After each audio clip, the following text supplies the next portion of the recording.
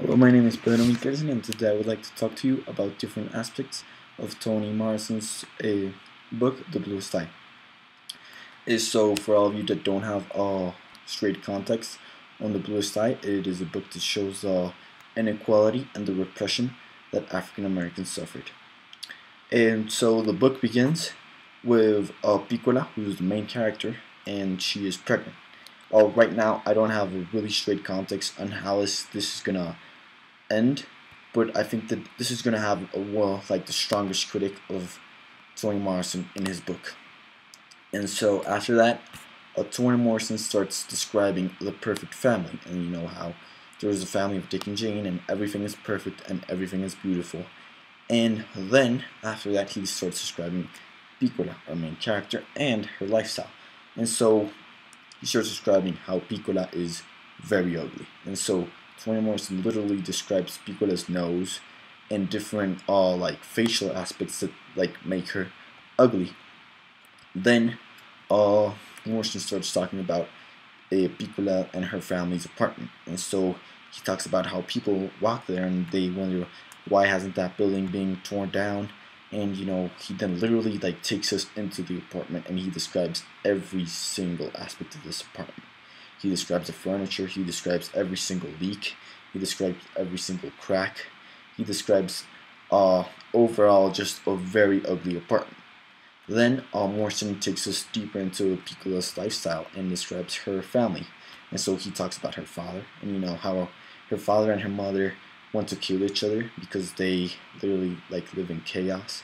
How her father arrives drunk and her mother just hates him for this. So they literally start fighting and they start punching each other and they start screaming at each other, and you know, Piccola's just in a corner, you know, terrified, just wanting it all to be over, just wanting to run away. And you know how she is just raised in this ugly, ugly, ugly lifestyle, because not only is she physically ugly, not only does she live in an ugly place, but she is raised in an ugly family. And you know, then Morrison, the story continues to develop and new characters are introduced into the story. One of these characters is Maurice, who is a girl that's still black, but however she's much less black than Piccola and her sister. And so this character, Maurice, comes into school, and so she has it very easy because she is more white than other people. So everybody loves her. Everybody thinks she's smart. Everybody thinks she's pretty. And you know, just everybody wants to be around her. Everybody wants to get a little of that white that she has. And so she is also very rich. She's also very pretty. And everybody loves her.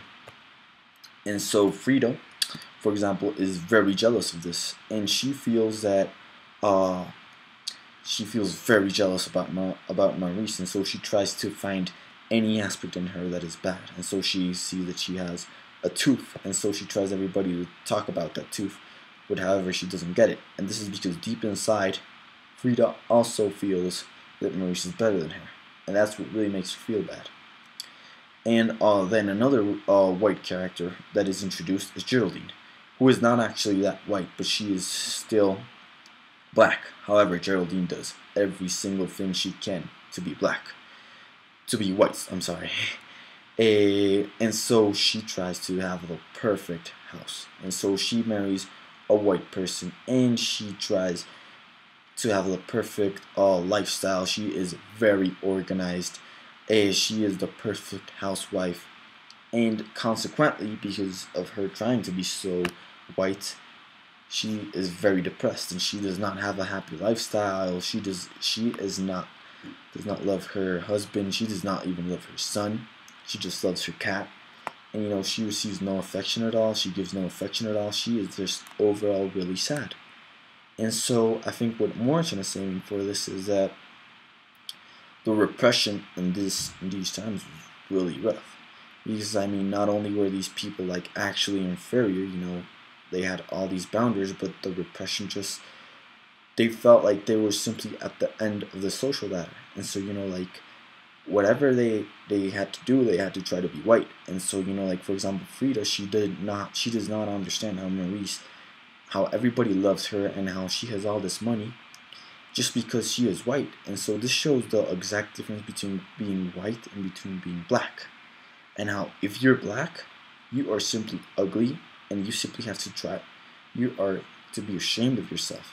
And this is the message Piccola and Frida get. You are to be ashamed of yourself and of your lifestyle, and the only purpose in your life is trying to be more like white people. And this can be very depressing, because as you see Geraldine, like all she does all her life is trying to be more white. And so she is ashamed of black people, and how she curses at Piccola, how she calls her a nigger, is because she feels that this black that she has inside her is basically tracing her and won't let her go, and she does not want to have to do anything with black culture. She does not let her kid play with black people, because she wants to get rid of anything that is black. And so what I think that Morrison is aiming through all of the novel is that if you are black, you not only are you ugly and are you poor, but you have to be ashamed of that, and you have to be really ashamed of that. Because I mean, why wouldn't you? You're black, you're poor, and you don't have anything. You have to be more like white people, and you have to be ashamed of your culture. And so I think that this is Morrison's main point in these chapters that I have read. Overall, I think that the beginning of Piccola being pregnant is gonna have like the strongest impact on the story.